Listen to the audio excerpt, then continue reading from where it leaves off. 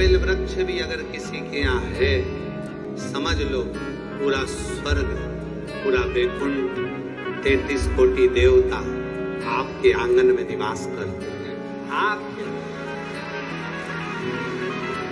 सोचना ही नहीं कभी भी। लिंग पुराण को पढ़िएगा कभी और नर्मदा पुराण का अध्ययन करिएगा। शिव महापुराण को जरा गहनता से पढ़िएगा। बेल वृक्ष की महत्वता को जब आप पढ़ेंगे उसमें वर्णन आता है, जिसके आंगन में 7 बेलपत्र के वृक्ष होते हैं, सोमनाथ उसी के भवन में निवास करते हैं। कहीं 9 बेलपत्र का वृक्ष हो, वहां स्वयं मल्लिकार्जुन का निवास होता है। 11 बेलपत्र के वृक्ष जहां पर लगे हुए होते हैं, मेरा काल अधिपति महाकाल वहीं निवास करता है। 17 बेलपत्र के वृक्ष जहां लगे होते हैं, वहां ओमकारेश्वर स्वयं विराजमान होते हैं।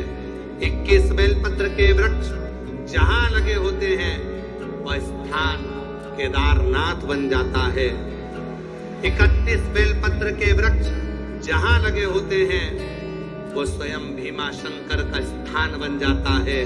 और जहां बेलपत्र की वाटिका होती है, 108 बेलपत्र के वृक्ष लगे होते हैं, वो स्वयं काशी विश्वनाथ का स्थान काशी बन जाता है। वो काशी में गंगा ज्ञान बापी, मसान काशी का मणिकर्णिका घाट और काशी का विश्व। बेलपत्र के वृक्ष जहां आप कुबेरेश्वर धाम आते हो तो ये सब चीजों का दर्शन आपको होगा। सामने बेलवाटिका, अंदर जाओगे तो बेलपत्र के वृक्ष, पीछे बटकेश्वर पर जाओगे तो उसके पीछे बेलपत्र के वृक्ष। पूरे कुबेरेश्वर धाम में चारों तरफ बेलपत्री के वृक्ष लगे हुए। आप दर्शन करेंगे, कुछ वृक्ष छोटे हैं, कुछ बड़े हैं। जैसे काशी में शमशान लगा हुआ है, वैसे कुबेरेश्वर धाम पर पीछे की ओर शमशान बना हुआ। जैसे काशी में ज्ञान वापी है, वैसा ही कुबेरेश्वर धाम का जहां कंकर शंकर रखा हुआ है, जिस शिला का आप दर्शन करते हो तो त्रिशूल लगे हैं, उसी के पास में एक वापी है, कुआं है, उसके ऊपर छत डाल दी गई है।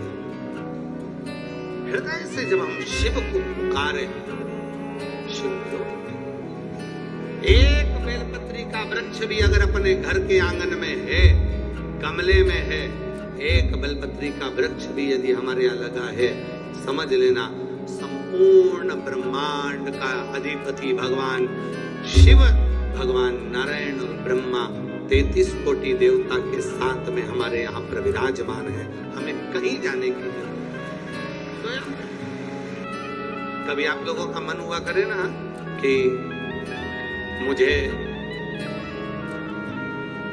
अयोध्या की परिक्रमा करना है, वृंदावन की परिक्रमा करना है, काशी की परिक्रमा करना है, उज्जैनी की परिक्रमा करना है, नर्मदा की परिक्रमा करना है, गंगा की परिक्रमा करना है, सरयू की परिक्रमा करना है। जिस दिन तुम्हारा मन कर जाए कि मुझे परिक्रमा करना है, प्रदोष का दिन देखना, प्रदोष काल का समय देखना और बेलपत्री के वृक्ष के नीचे जाकर 11 परिक्रमा नमः शिवाय कहते हुए, ओम नमः शिवाय कहते हुए, श्री शिवाय नमस्तुभ्यम कहते हुए लगा लेना और वहां की रज को अपने मस्तक पर चढ़ा लेना। सारे तीर्थों की परिक्रमा का फल प्राप्त होगा। एक बेलपत्र के वृक्ष की परिक्रमा सारे तीर्थों के परिक्रमा का फल दे देती है। एक बेलपत्र के वृक्ष की परिक्रमा सारे सरोवरों के तीर्थ का परिक्रमा का फल प्रदान कर देती है। वो बेलपत्र का वृक्ष कोई साधारण नहीं होता, जिसके नीचे स्वयं गौरी शंकर निवास करते हैं। स्वयं गौरी शंकर